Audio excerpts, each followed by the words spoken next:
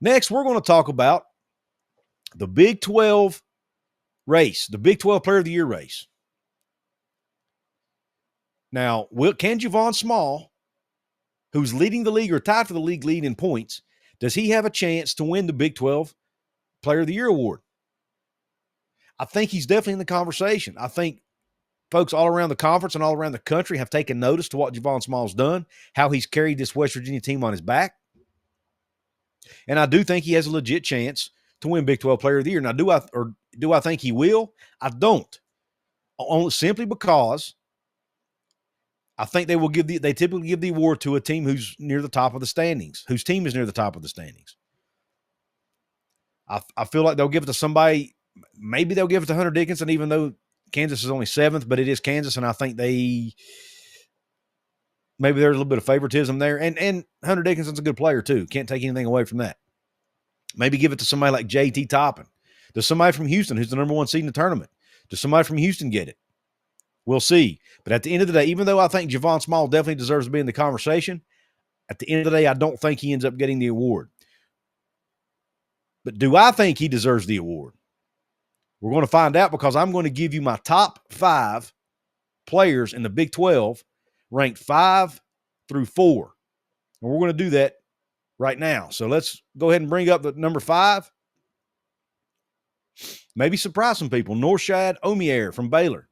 I like Norshad Omier's game. He's always played very well against the Mountaineers. He leads the entire Big 12 in rebounding, averaging 10.7 a game. And he's averaging 15.6 points a game, which is 9th in the league. So he's averaging a double-double on the season. He's also 2nd in the Big 12 in field goal percentage at 56.8%. Baylor finished the season with an 18-13 record, 10-10 record in the Big 12. They are the number 7 seed in the Big 12 tournament. Not super high, but I do like Norshad Omier's game. And I thought, averaging a double-double, he deserves to be on this list, in my opinion. Now, again, you guys may disagree with my list. Let me know your list in the comment section. Who do you think deserves to be Big 12 Player of the Year? And where do you think, if you think as I go through this list, wherever you think I go wrong, let me know in the comments. And maybe even give me your list in the comments. I'd love to hear it. All right, number 4. This may be a surprise name again. I think it should go to Darius Johnson from UCF. Now, a lot of people are going to say, Couz, what about Keyshawn Hall? You said he was tied for Javon Small with first place in the Big 12 in scoring, and he is. And he's a good player, don't get me wrong. He's averaging 18.5 points a game. He's top 10 in a couple other categories, including rebounding. But when you look at Darius Johnson, I feel like he's a better overall player. I mean, Darius Johnson is 6th in scoring, 1st in steals. He leads the entire Big 12 in steals. Like I said, he's 6th in scoring, 9th in field goal percentage, and 10th in assists, averaging 4.2 assists a game. So I think would Keyshawn Hall be scoring as many points as he is without having Darius Johnson distributing him the basketball and having all those assists? I mean, maybe it's tit for tat here, but I'm giving the nod to Darius Johnson. And when you look statistically, I think he deserves to be on this list. Darius Johnson is a heck of a basketball player. Heck of a player. Why do I not put him higher on the list? Well, he's got the help of Keyshawn Hall. And to me, that goes a little bit, maybe slightly edges him down the list a little bit. And we'll talk about why later. But for now, I got UCF's Darius Johnson at number 4 because of his defensive prowess and being number 1 in steals, along with him being 6th in scoring and 9th in field goal percentage. Now let's go ahead and go to number 3. This is where I have Kansas's Hunter Dickinson. Hunter Dickinson, he's 2nd in the league in rebounding, averaging 9.9 a game, so basically 10. He's basically averaging a double-double, right? Because he's also 4th in scoring at 17.4 points a game. He's 53.8% field goal percentage, is 4th in the league. He's 8th in blocks with 1.3 a game, and he's shooting 75% from the free throw line, which is not bad for a 7-footer. That puts him top 20 in the conference. So I've got Hunter Dickinson sitting here at number 3 as my number 3 player of the year. So Dickinson's a great player, but he's also, I don't think he's the top 2. I think there are 2 players in his conference who were statistically and for other reasons deserve to be higher than him, and we're going to get to that first one right now, and that is Texas Tech's JT Toppin. Now, I think the Big 12 voters, media, will likely put JT Toppin as a player of the year in the conference. He is third in the league in scoring, third in rebounding, third in field goal percentage, and 11th in block shots. He's averaging 18.1 points a game, just a few tenths of a point behind Javon Small and Keyshawn Hall. He's averaging 9.3 rebounds, so just basically almost a double-double. He's shooting 55.8% from the floor, and he's averaging 1.2 blocks a game. Now, a lot of you may ask, well, Couz, why do you not have JT Toppin number one? Is it because of your blue and gold bias, because you're a Mountaineer fan? Maybe that's the case, but I don't think so. Here's my explanation as to why I think Javon Small, who obviously I've given it away, is my number one guy. JT Toppin has Elijah Hawkins on his team. He has Darian Williams on his team. He has Chance McMillan on it. He has 3 other players on his team that are top 10 or 15 in multiple categories as well in the Big 12. This Texas Tech team is absolutely stacked with talent. So he has a ton of help. He's a great player, don't get me wrong, but he has a ton of help surrounding him. That's why Texas Tech is right now the number 2 seed in the conference and sit here at 24-7 on the season, 15-5 in the league.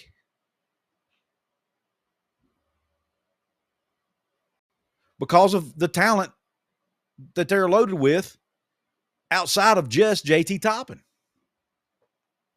So therefore, I give Javon Small a slight edge over him. Not only is Javon Small higher in more statistical categories, he's basically carried this entire West Virginia team on his back. Without Javon Small, West Virginia is not an NCAA tournament team. They might not even have a winning record. I think Texas Tech could have a winning record without JT Toppin because they have so much other talent. With Tucker DeVries being out, Javon Small had to take an even bigger percentage of the load on his back, and he not only did it, he did it absolutely successfully. Tied for first in the league in scoring at 18.5 a game. Who did he have throwing on the rock? Well, he had his teammates. But guess what? He was also dishing the rock to his teammates. He was third in the league in assists. First in scoring, third in assists. That is phenomenal. His assist numbers, 5.6 a game. He's fourth in the league in three-point shooting at 35%. He's fourth in three-pointers made at 2.5 a game. He's averaging 1.6 steals a game, which is good for 12th in the conference. So he's not only good on the offensive end, he happens to also be a good defender and good on the defensive end of the floor. And oh, by the way, he's second in the league in minutes at 36.2. He's being asked to do a lot. And a lot of you may say, well, Couz, him playing so many minutes is why his stats are so good. Au contraire, because he's shooting 42% from the floor, which is good for 14th in the conference. He's top 14 in field goal percentage despite playing the second most minutes in the league. And don't even talk about his free throw shooting, which is third in the league at 88%. And to me, what's most important is the fact that he's been an absolute dog for this basketball team. He has been the leader. He's carried them on his back. He makes big shots when they need it. He makes big plays when they need it, whether it's dishing to his teammates or whatever. He's been facing double teams, sometimes even triple teams, and he still figures out a way to help his team win basketball games. That's why I think Javon Small, to me, despite West Virginia being only 8th in the league, that's why I think he deserves, because without him, this team is nowhere near where they're at right now, especially with Tucker being out. I think you have to take that into account, in my opinion, when you start voting for your player of the year. To me, it's like an MVP award. Who was most important in their team's success? How in the world was it not Javon Small? I don't see how anybody in this conference was any more valuable to their team than Javon Small. There's a fair argument for JT Toppin. There's a fair argument for Hunter Dickinson. I'll give you that. But I don't see how in the world you can put those guys ahead of Javon Small with these statistics to go along with what he meant to his team.